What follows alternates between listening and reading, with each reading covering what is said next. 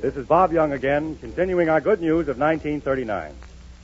Now Maxwell House takes great pleasure in bringing you Charles Dickens' immortal story, A Christmas Carol, as produced by Joseph L. Mankiewicz into a glorious MGM picture. And now, ladies and gentlemen, Mr. Lionel Barrymore.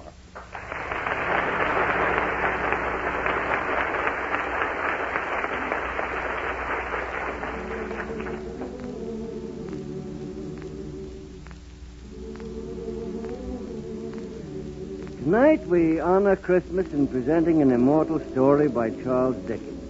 A story which Metro-Goldwyn-Mayer has faithfully transcribed into a beautiful and inspiring picture, A Christmas Carol. I'm happy tonight to be able to introduce one of America's truly great actors, Reginald Owen, playing the role he so magnificently brings to the screen, Ebenezer Scrooge.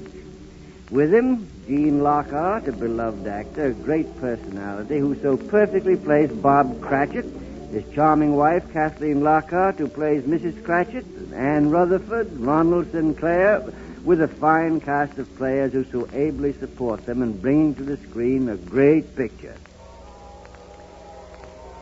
Now, let's look back to the London of over a century ago. As Dickens tells us, there was once a man named Ebenezer Scrooge who scoffed at the idea of Christmas. Oh, but he was a tight-fisted hand at the grindstone, was Scrooge.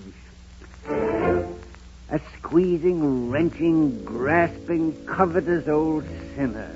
A hated man in a dingy little office in London's Threadneedle Street, whose partner, Jacob Marley, had died some 7 years past, and whose only employee is Bob Cratchit, an abused fellow frightened of his master.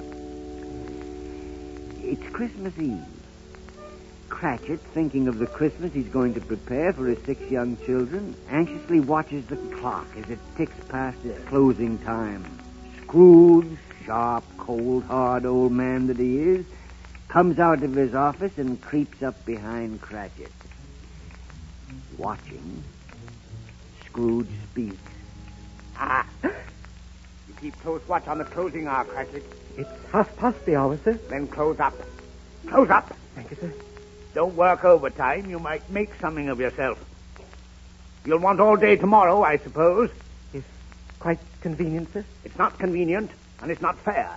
If I were to stop a half-a-crown for it, you'd think yourself ill-used, I'd be bound. It's only once a year, sir. Poor excuse for picking a man's pocket every 25th of December.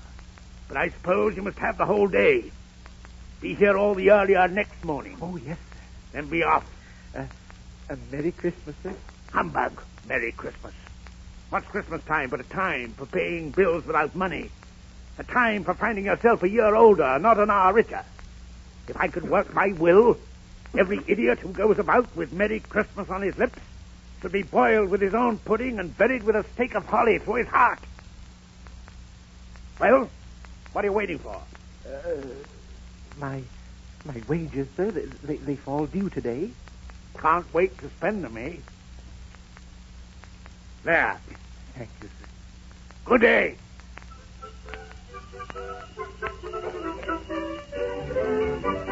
Bob Cratchit jogs up Threadneedle Street, greeting friends and strangers alike with a jolly smile and a cheery Merry Christmas.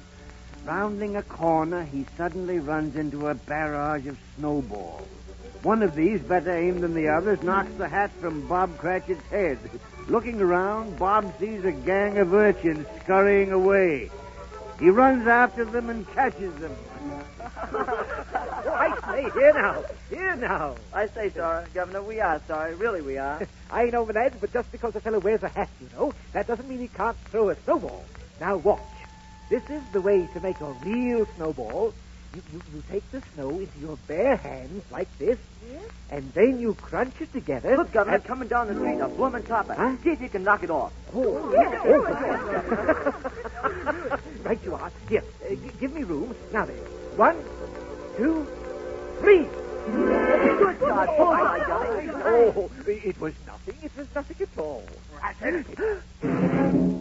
Oh, Mr. Scrooge, I'm sorry, Master. I had no idea it was you. No idea at all, truly, Master. No doubt this is your idea of a Christmas joke. I'll get your hat, sir. It's ruined. Cratchit, I told you before that I could find a man more capable than yourself. I need say no more. I'm back, sir? Exactly. But in my paper, sir, it says that I must have a week's notice. Your week's salary will recompense me for the price of a new hat. No. Because this hat costs 16 6, and your salary is 15 6. You owe me a shilling. Give it me. Yes.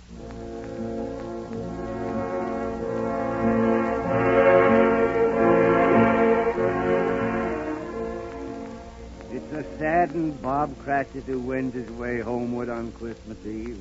He's thinking of his wife and family. But most of all, he's thinking of his youngest son, Tim. Tiny Tim, as all his brothers and sisters call him.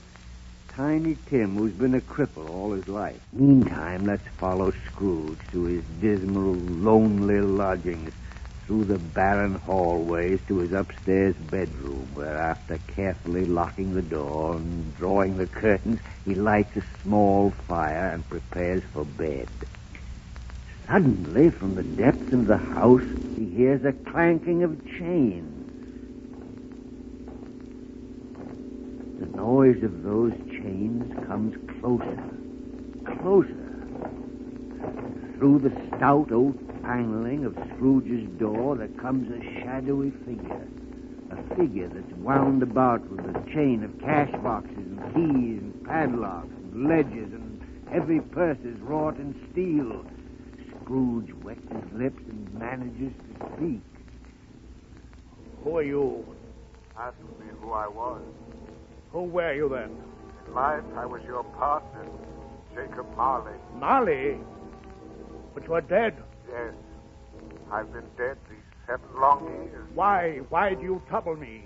It is required of every man that the spirit within him should walk abroad among his fellow men. If that spirit does not go forth in life, it must do so after death. You are bound in heavy chains. I wear the chains I forged in life. But why? Why? Because in life my spirit never walked beyond the limits of our money-changing hold. But you were always a good man of business, Jacob. Business. Mankind was my business. The common welfare was my business. Charity, mercy, forbearance, and benevolence. All these were my business. It is at this time of year that I suffer most. To see the want I could have stopped, the suffering I could have solaced, the hunger I could have satisfied. That may be true, but... Hear me. I am here to warn you that you have one chance of escaping my fate. One chance, Ebenezer Scrooge. What is it? You will be haunted by 3 spirits. 3 spirits? I think I'd rather not, Jacob.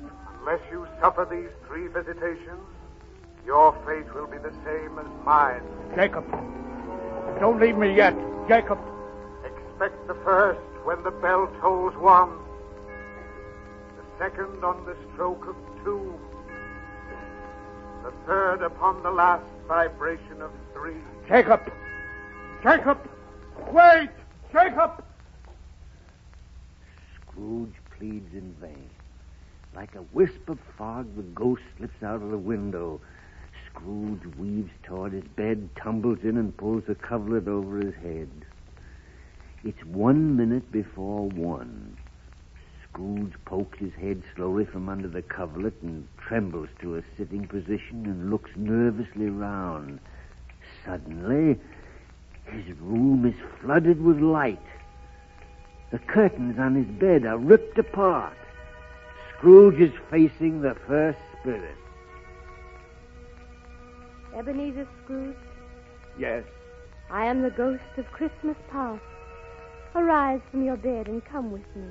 What is your business? Your welfare, your reclamation. Come, step up on the windowsill. The windowsill. But...